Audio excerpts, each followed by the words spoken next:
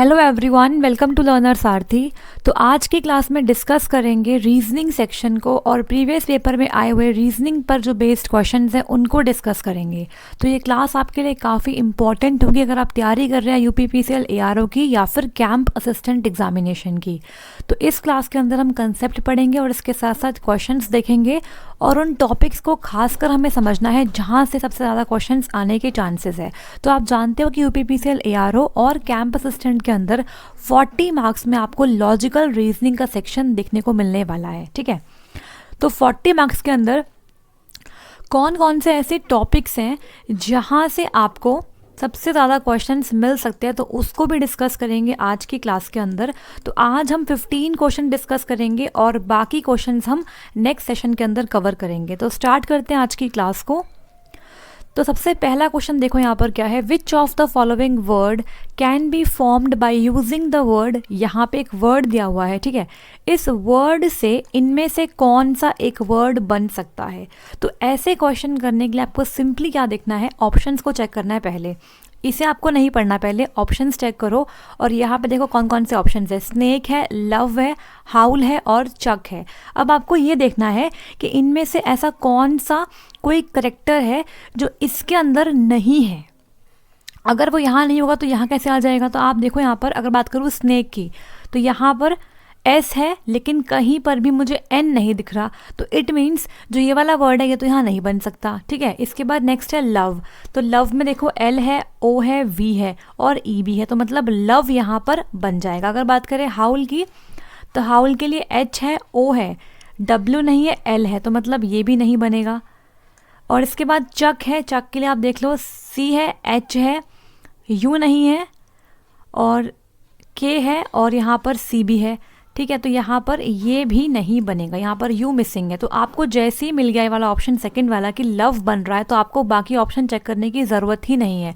Love में जो भी लेटर्स हैं LOVE ये सभी इस वाले वर्ड के अंदर अवेलेबल है, तो मतलब ये वाला वर्ड इस वर्ड से बन सकता है।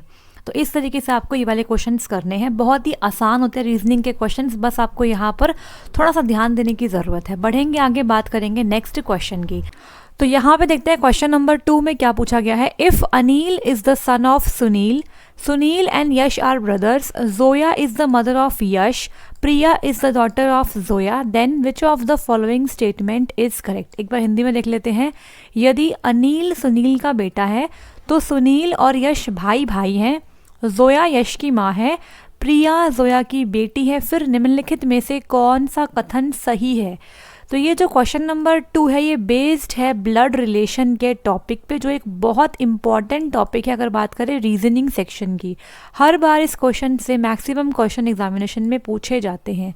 तो अगर आपके एग्जाम में 40 क्वेश्चंस आएंगे तो उसमें से मिनिमम 4 to 5 क्वेश्चंस तो यहीं से होंगे, इससे ज़्यादा भी क्वेश्चंस पूछे जा सकते हैं। तो मोस्ट इंपॉर्टेंट टॉपिक है, अगर आपने प्रिपेयर नहीं किया है अभी तक तो प्रिपेयर कर लो, डबल स्टार मार्क इस टॉपिक पे, बहुत इंपॉर्टेंट टॉपिक है ये।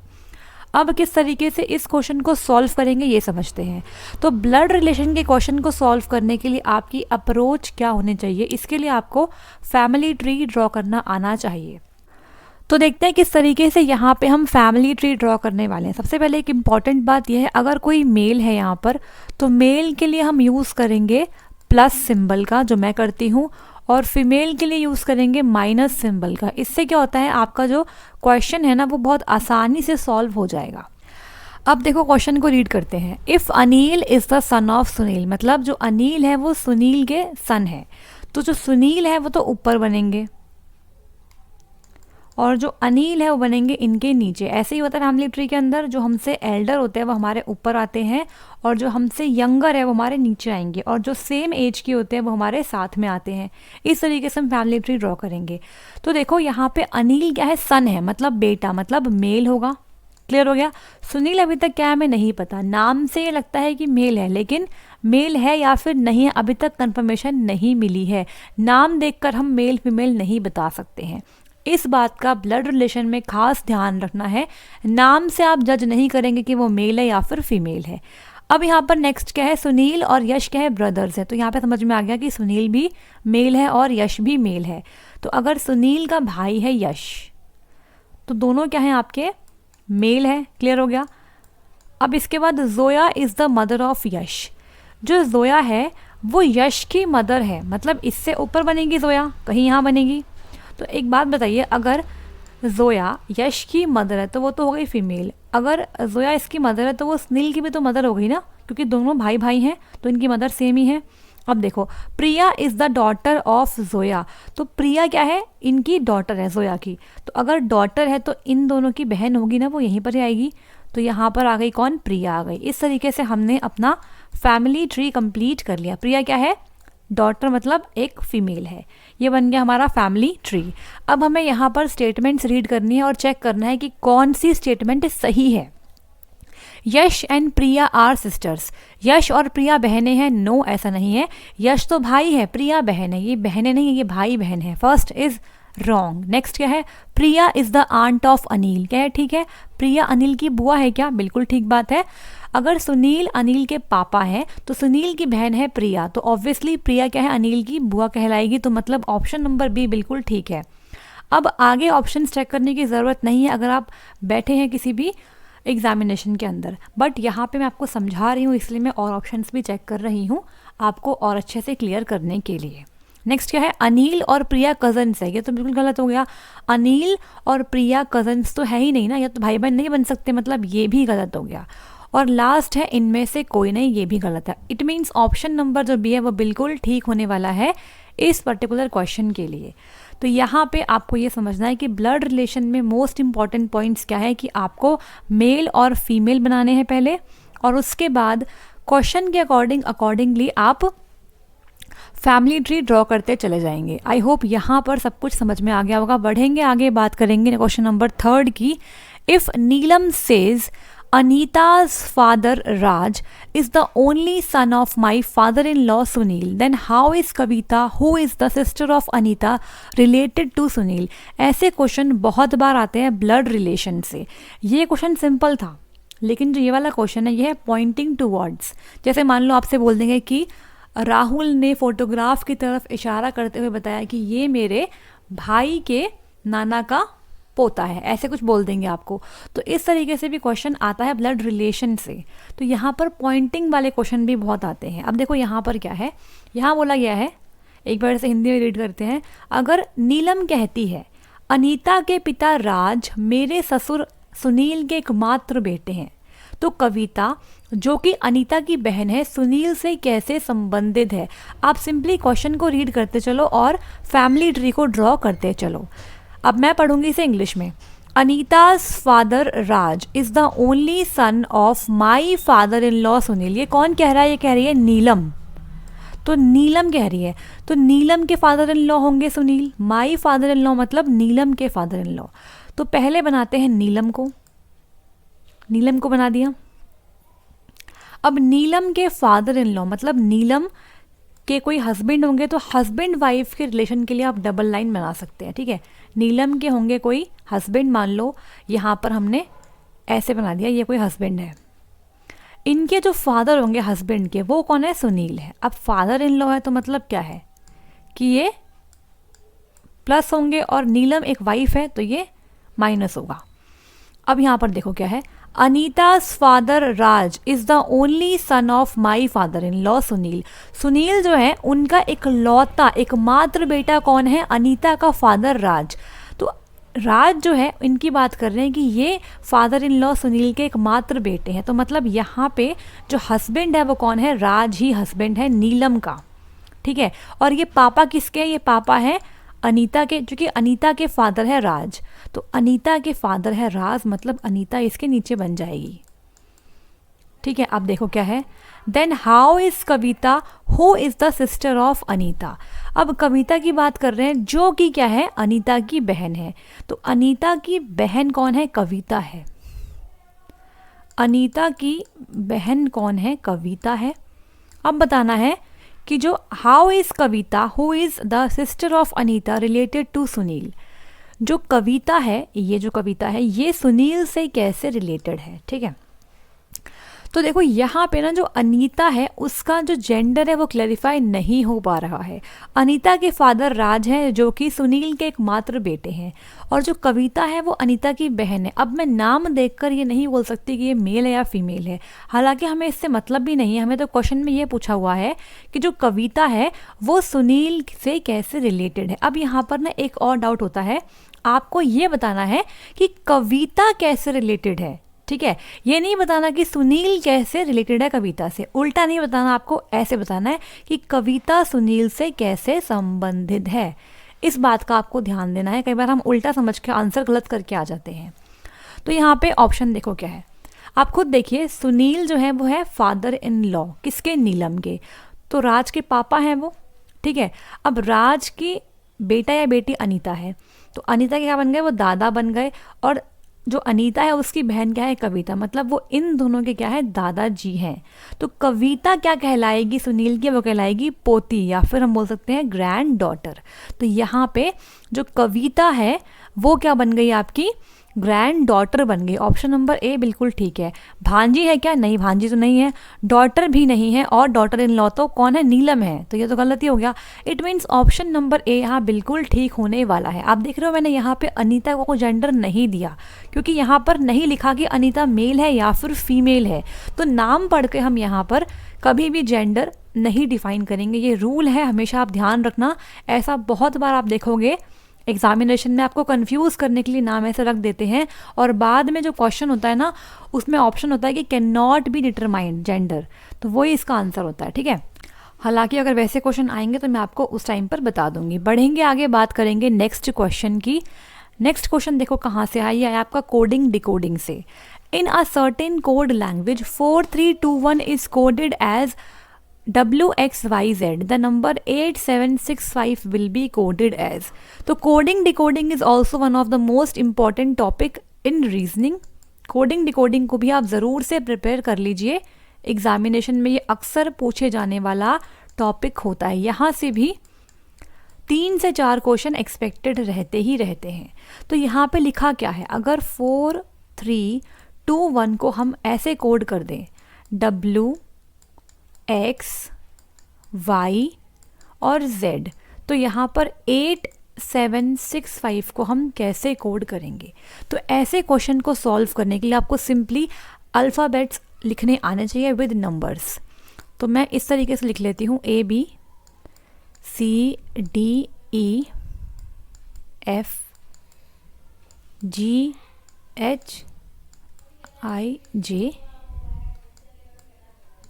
GHIJKLM। इसके बाद उल्टा लिखिए,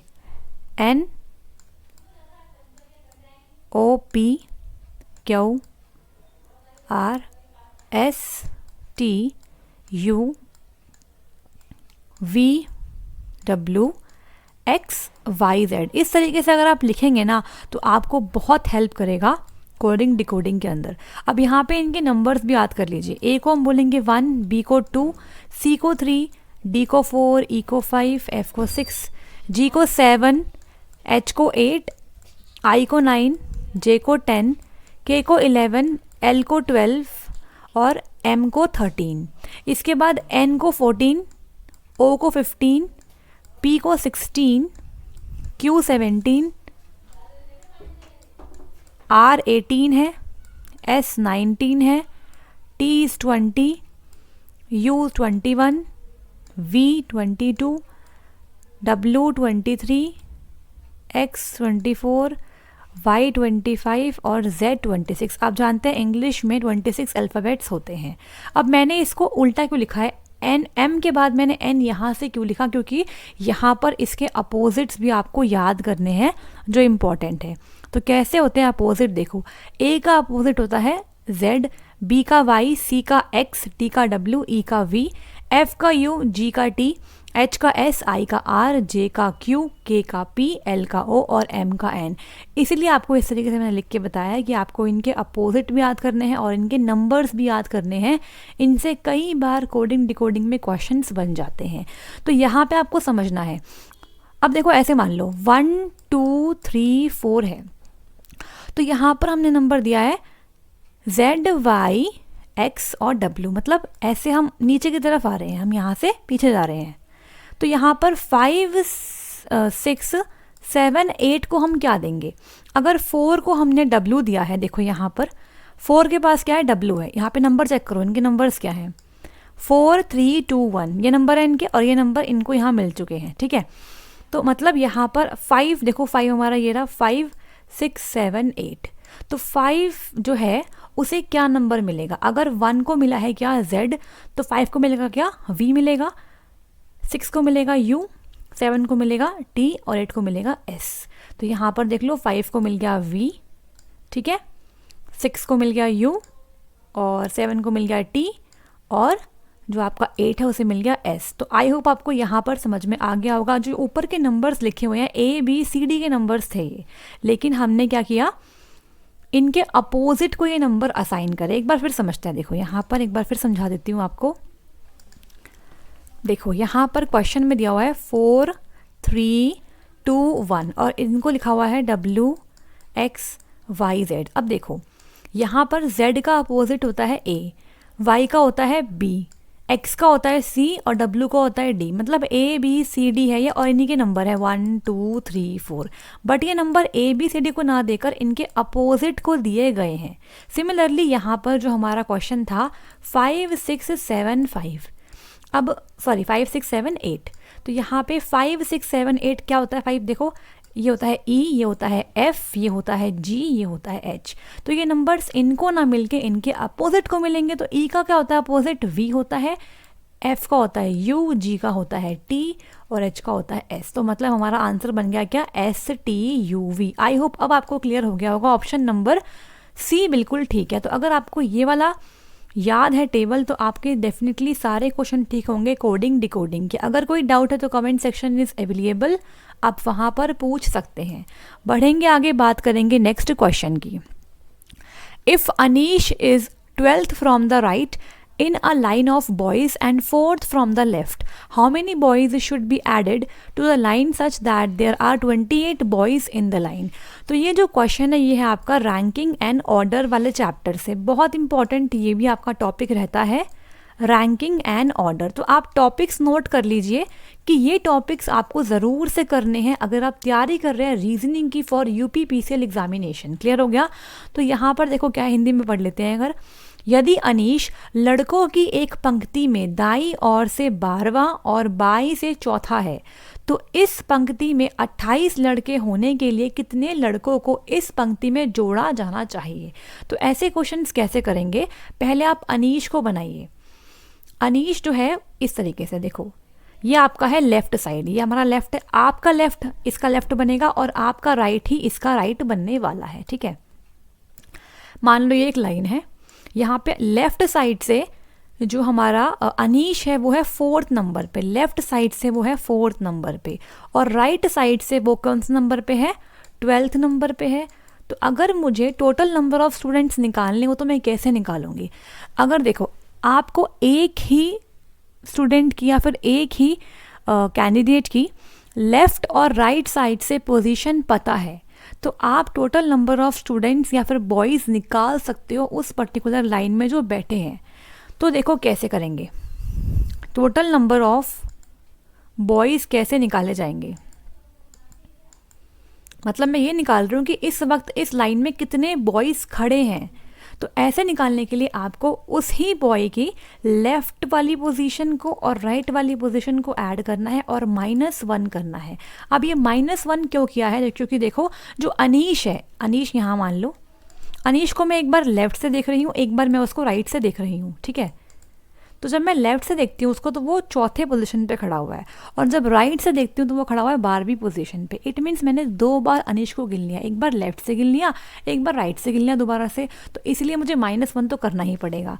तो उसकी लेफ्ट वाली पोजीशन प्लस राइट वाली पोजीशन -1, ये दोनों पोजीशन सेम बॉय की होनी चाहिए, मतलब सेम ही स्टूडेंट की या फिर बॉय जो भी आपको दिया हुआ है उसी की यहाँ पर पोजीशन होनी चाहिए। अगर डिफरेंट की लोगे तो आंसर गलत आएगा। ठीक है, सेम ही बॉय या फिर गर्ल जो भी आपको दिया हुआ है उसी की लेफ्ट से और राइट से पोजीशन आपको लेनी है, -1 भी करना है क्योंकि हमने 2 बार उसको गिन लिया है। तो लेफ्ट से कितना है? 4th है, प्लस राइट से कितना है 12 है, माइनस कर देंगे 1 तो क्या आ जाएगा आपका 12 प्लस 4 कितना होता है 16 माइनस का 1 15 हो गया आपका। तो मतलब इस वक्त लाइन में 15 बच्चे खड़े हैं, हमें कितने बनाने हैं, हमें 28 बच्चे बनाने हैं, 28 लड़के हमें बनाने हैं। तो यहाँ पर देखो अगर मुझे 28 बॉयज़ बनाने हैं लाइन में और 15 मेरे पास हैं तो मुझे कितने और चाहिए, तो 28 में से अगर मैं 15 को माइनस कर लूँगी तो ये कितना आ जाएगा 3, ये कितना आ जाएगा 1, मतलब 13 बॉयज़ और रिक्वायर्ड है उस लाइन में 28 लड़के होने के लिए। तो option number be absolutely correct हो जाएगा, 13 बॉयज़ और लगेंगे 28 बॉयज़ बनाने के लिए उस लाइन में। ठीक है, तो यहाँ पे 13 लड़कों को जोड़ा जाएगा, ऑप्शन नंबर बी ठीक है। अगर कोई डाउट है इसके अंदर तो कमेंट बॉक्स में आप बता सकते हैं। नेक्स्ट बढ़ते हैं आगे, बात करेंगे अगले क्वेश्चन की। In the following question 2 statements are given followed by 2 possible conclusion, choose the 1 appropriate option. तो ये जो क्वेश्चन है ये पूछा गया है आपसे सिलोगिज्म कंसेप्ट से, इस टॉपिक से भी क्वेश्चन अक्सर पूछा जाता है, तो ये भी इम्पॉर्टेंट टॉपिक है। तो 7 से 8 टॉपिक ऐसे हैं आपके रीजनिंग के जो बहुत इंपॉर्टेंट है, अक्सर यहाँ से क्वेश्चंस आएंगे ही आएंगे। तो देखो यहाँ पर क्या है, 2 स्टेटमेंट्स है, इनको आप पढ़ेंगे, डायग्राम बनाएंगे और उस बेसिस पे कंक्लूजन्स चेक करेंगे ट्रू है या फिर फॉल्स है, और फिर इन चारों में से अपना आंसर लगा के आना है आपको। तो बनाएंगे diagram. Some female lawyers are athletes और no female lawyers can play. तो अक्सर हम उस स्टेटमेंट से स्टार्ट करते हैं डायग्राम बनाना जिसके अंदर नो नहीं लिखा होता, तो मैं बनाऊंगी सेकंड स्टेटमेंट के साथ। Some female lawyers are athletes, मतलब कुछ फीमेल जो लॉयर्स हैं वो क्या है एथलीट्स हैं, तो ये फीमेल लॉयर्स हैं और ये एथलीट्स हैं, तो इनके बीच में सम का रिलेशन बना दिया मैंने। इसके बाद no female lawyers can play, तो फीमेल लॉयर्स और प्ले के बीच में यहाँ पर क्या है नो का रिलेशन है, तो नो के रिलेशन के लिए आपको यहाँ पे क्रॉस दिखा सकते हैं आप, ठीक है, इस तरीके से। तो यहाँ पे कंक्लूजन देखो क्या है, मेल एथलीट्स कैन प्ले, पुरुष एथलीट खेल सकते हैं, हमें नहीं पता क्योंकि यहाँ पर फीमेल लॉयर्स के बारे में बताया गया लेकिन एथलीट्स और प्ले के बारे में नहीं पता, तो हम इसे ट्रू नहीं कर सकते। Second, some athletes can play, तो एथलीट्स और प्ले के बीच में क्या रिश्ता है, ये नॉट डिफाइंड है, तो इट मीन्स ये दोनों ही कंक्लूजन्स क्या है रॉन्ग हो जाएंगे। तो ऑप्शन नंबर डी यहाँ पर ठीक हो जाएगा, neither one nor second follows. हम यहाँ पे दोनों में श्योरिटी नहीं दे सकते कि ये ट्रू है या फिर ये फॉल्स है। क्लियर हो गया। नेक्स्ट बढ़ेंगे आगे। 7th क्वेश्चन देखो क्या है, a fraction when divided by its reciprocal gives the result as 1, find the fraction. यहाँ लिखा हुआ है एक फ्रैक्शन जब इसके पारस्परिक भाग से विभाजित होता है तो परिणाम के रूप में 1 देता है। फ्रैक्शन का पता लगाए, मतलब एक कोई फ्रैक्शन है जब उसको उसके अपोजिट से डिवाइड करेंगे तो मतलब रेसिप्रोकल से डिवाइड करेंगे तो आंसर 1 आएगा।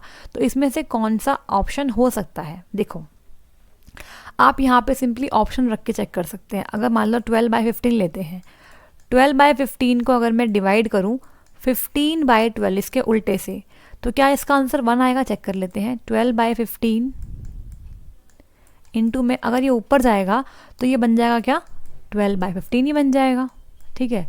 अगर इसे उल्टा कर दूंगी तो इसका आंसर 1 तो आ ही नहीं सकता, तो मतलब ये तो गलत हो गया। इसके बाद 2/3 भी ले लो आप, कोई भी ऑप्शन ले लो। देखो यहाँ पर 2/3 लेंगे, अगर मैं इसको डिवाइड करूँगी इसके रेसिप्रोकल मतलब 3/2 से, फिर ये ऊपर जाएगा तो ये ऐसे ही बन जाएगा ना 2/3 इंटू में ये हो जाएगा आपका 2/3। तो यहाँ पर भी आपको 1 कभी नहीं मिलेगा। इट मीन्स यहाँ पे सभी ऑप्शन अगर आप चेक करेंगे सेकंड, थर्ड और फोर्थ, इनमें से कोई सा भी ठीक नहीं होगा। ऑप्शन नंबर 1 ठीक है। मोर डेटा रिक्वायर्ड, इसके अलावा कुछ और हमें रिक्वायरमेंट होगी तभी इसका आंसर सॉल्व कर पाएंगे, ऐसे हम फ्रैक्शन नहीं बता सकते, ठीक है। तो ऑप्शन नंबर 1 यहाँ पे बिल्कुल ठीक होने वाला है। मैंने यहाँ पर 2 एग्जाम्पल आपको करके बता दिए। अगर मैं 17/21 को भी करूँगी और मैं इसको इसके उल्टे मतलब रेसिप्रोकल से डिवाइड करूँगी इस तरीके से, तब भी ये ऊपर जब जाएगा, देखो ये है 17/21, इसको ऊपर भेजेंगे तो ये वापस से बन जाएगा क्या 17/21। तो इसे तो आप कैसे भी काट लो 1 तो आएगा ही नहीं ना, 1 आएगा ही नहीं, मतलब यहाँ पर तीनों ऑप्शंस गलत है। ऑप्शन नंबर 1 ठीक है, more data required. I hope यहाँ तक सब कुछ क्लियर हो गया होगा। नेक्स्ट बढ़ते हैं आगे, बात करेंगे क्वेश्चन नंबर 8 की। देखो, insert the missing character which follows the same pattern और रिलेशनशिप एज अदर डज। ठीक है, तो यहाँ पर ये जो क्वेश्चन है ये है आपका मिसिंग नंबर से। यहाँ पे एक फिगर बना रखी है, उसमें आपको एक मिसिंग नंबर बताना है। यहाँ पे 2 मिसिंग नंबर आपको बताना है कि इन ऑप्शन में से वो नंबर्स कौन से होने वाले हैं। तो वो जो नंबर्स होंगे वो सेम पैटर्न फॉलो करेंगे जो बाकी सभी नंबर्स फॉलो कर रहे हैं।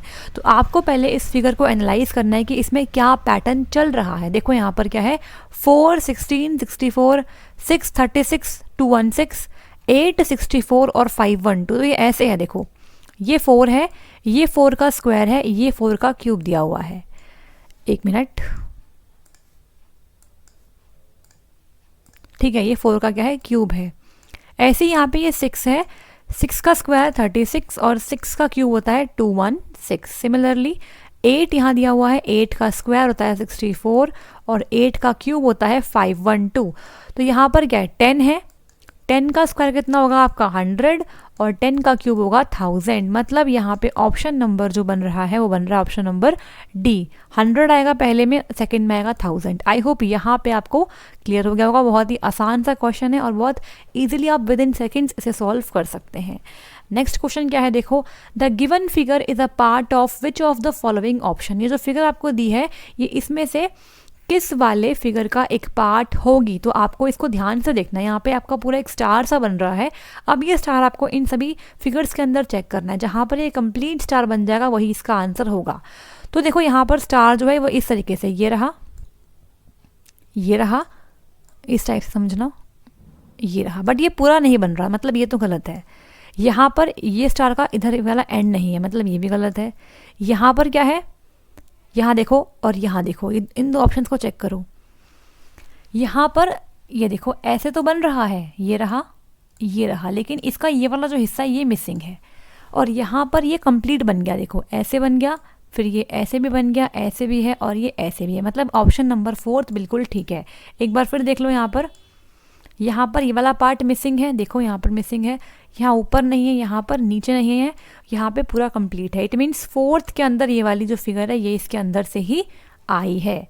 ये बिल्कुल ठीक है, option number 4 is correct. Next बढ़ेंगे आगे, बात करते हैं क्वेश्चन नंबर 10 की। विच of the following Venn diagrams represents the relation between cricketers, musicians and students.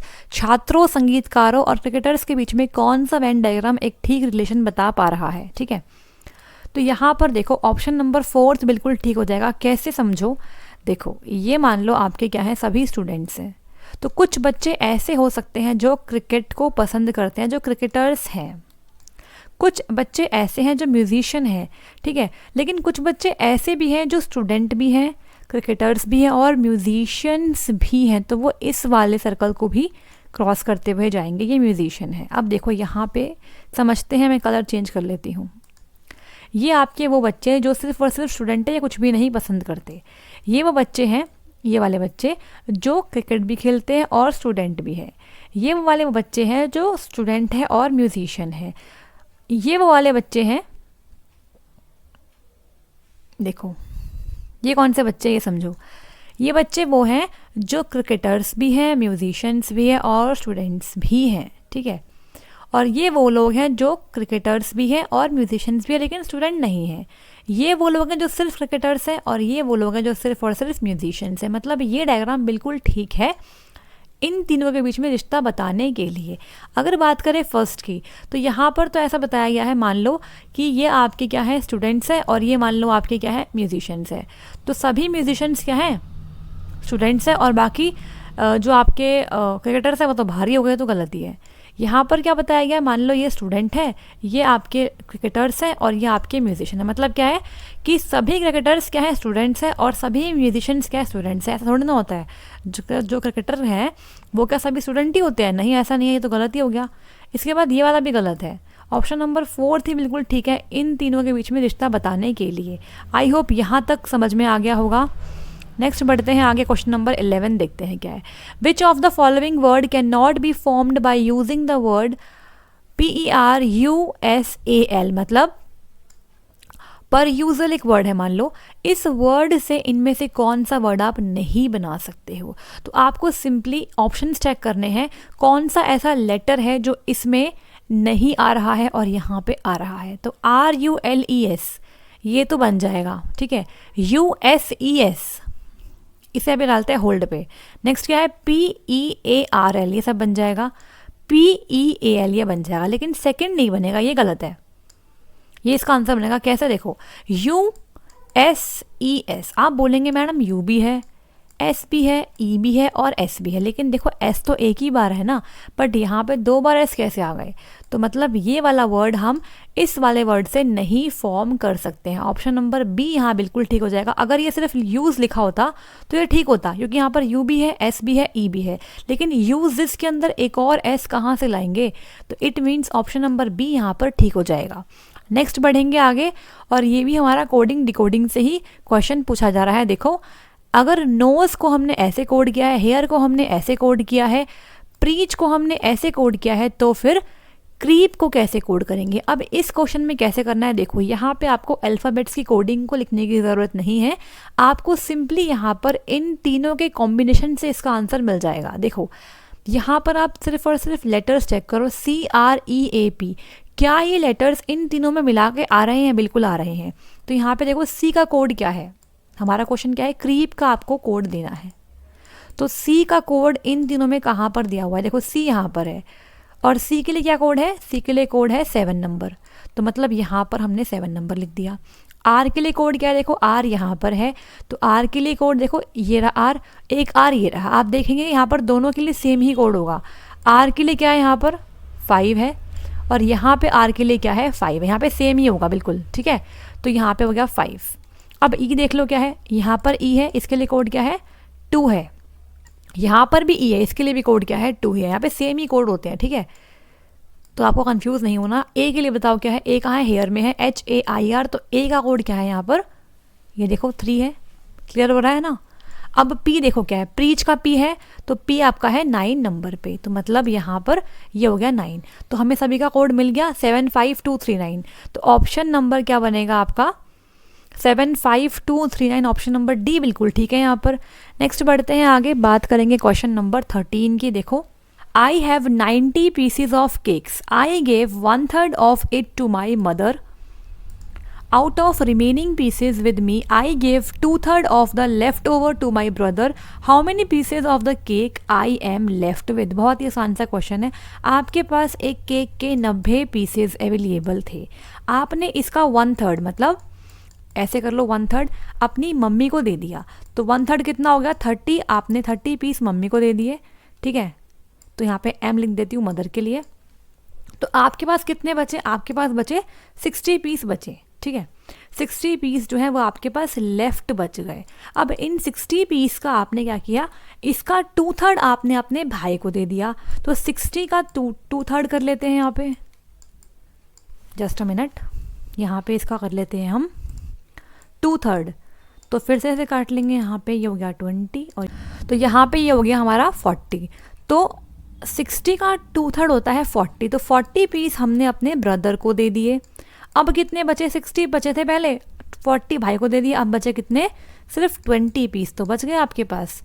तो यहाँ पूछा है कितने पीस आपके पास बच गए, तो 20 पीस बच गए, ऑप्शन नंबर सी बिल्कुल ठीक है। एक बार फिर देख लो, 90 पीस आपके पास थे, उसका 1/3 आपने मम्मी को दे दिया, तो 90 का 1/3 कितना होता है 30 पीस मदर को दे दिए। फिर जो आपके पास बच गए, मतलब कितने बचे, 60 बचे ना, 60 बचे थे, 60 का जो 2/3 है वो आपने अपने भाई को दे दिया। 60 का 2/3 होता है 40, तो 40 आपके भाई ने ले लिए। कितने बचे, अब 60 में से 40 गया, 20 आपके पास रिमेनिंग अब बच गए हैं, ठीक है।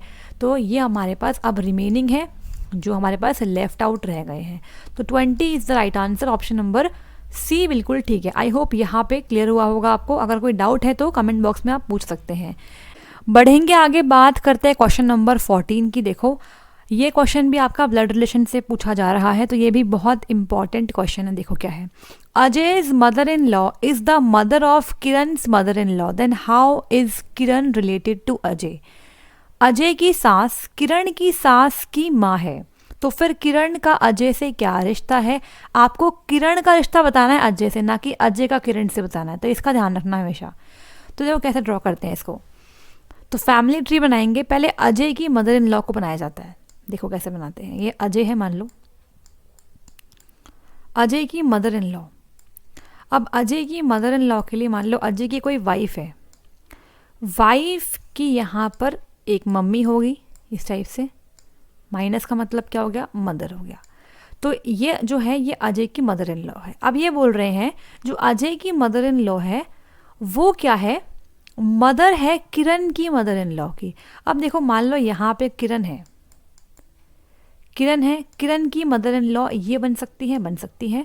किरण की मदर इन लॉ कैसे बनेंगी, जब मैं इनके बेटे से किरण की शादी करवाती हूँ तो मान लो किरण ने शादी करी है इनके बेटे से, ठीक है, तो ये किरण की मदर इन लॉ है और किरण की मदर इन लॉ की मदर ये है, तो इट मीन्स हमारा डायग्राम बन गया है।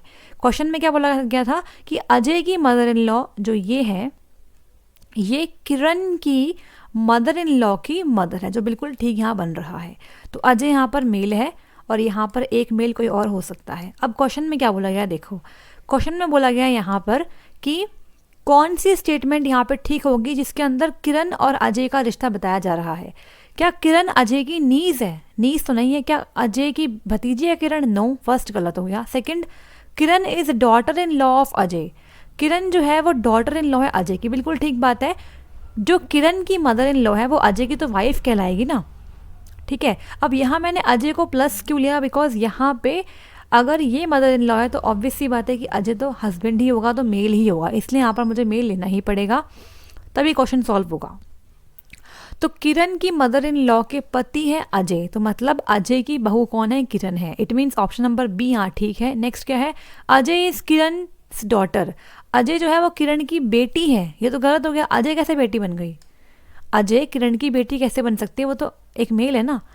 अब क्या है, information is not complete, no information complete है, आपको यहाँ पे ध्यान देना है। देखो अजय को हमने यहाँ पर मेल इसलिए बनाया है क्योंकि कंडीशन को सेटिस्फाई करने के लिए अजय को मेल ही बनना पड़ेगा।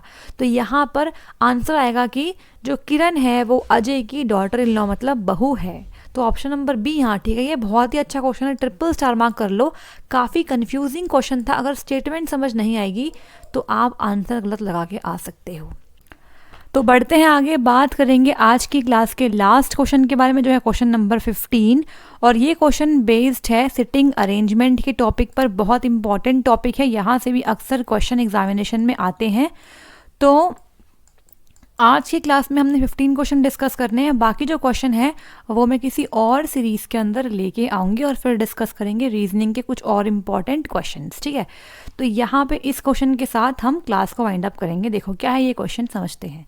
यहाँ पर सिटिंग अरेंजमेंट दी हुई है, Anshu, Brijesh, Charlie, Dhruv and Emily are sitting on a bench. तो एक बेंच बना लेते हैं यहाँ पर, और यहाँ पर 1 2 3 4 5 यहाँ पर स्टूडेंट्स हैं या फिर फ्रेंड्स हैं जो बेंच पे बैठे हुए हैं। अब किस तरीके से बैठे हैं इनका अरेंजमेंट हमें करना है। Anshu is sitting next to Brijesh. अब यहाँ पर बिठाने से पहले यहाँ बैठेंगे टोटल 5 लोग, ठीक है। इस तरीके से बिठाने से पहले मैं यहाँ पे रफ वर्क में करती हूँ क्या, अंशु जो है वो ब्रिजेश के साथ में बैठा है, तो ब्रिजेश मान लो यहाँ बैठा है तो अंशु यहाँ बैठ सकता है, या फिर अंशु यहाँ पे तो बैठ सकता है ना, दो केस बन सकते हैं। Charlie is sitting next to Dhruv. अब मान लो यहाँ पर ध्रुव है तो चार्ली इसके नेक्स्ट में बैठा है, तो यहाँ बैठ सकता है और यहाँ भी बैठ सकता है, दोनों केस पॉसिबल है। Dhruv is not sitting with Emily who is on the left end of the bench. तो एमिली कहाँ पर है, left end of the bench में है। तो हमारा लेफ्ट क्या है, बेंच का लेफ्ट है, हमारा राइट क्या है, बेंच का राइट है। तो left end of the bench क्या है, ये है। यहाँ पर एमिली बैठी हुई है, क्वेश्चन में गिवन है, तो एमिली को यहाँ बिठा दिया। अब देखो Dhruv is not sitting with Emily who is on the left end of the bench, मतलब ध्रुव जो है वो यहाँ नहीं बैठेगा, ध्रुव तो यहाँ नहीं बैठ सकता, ओके।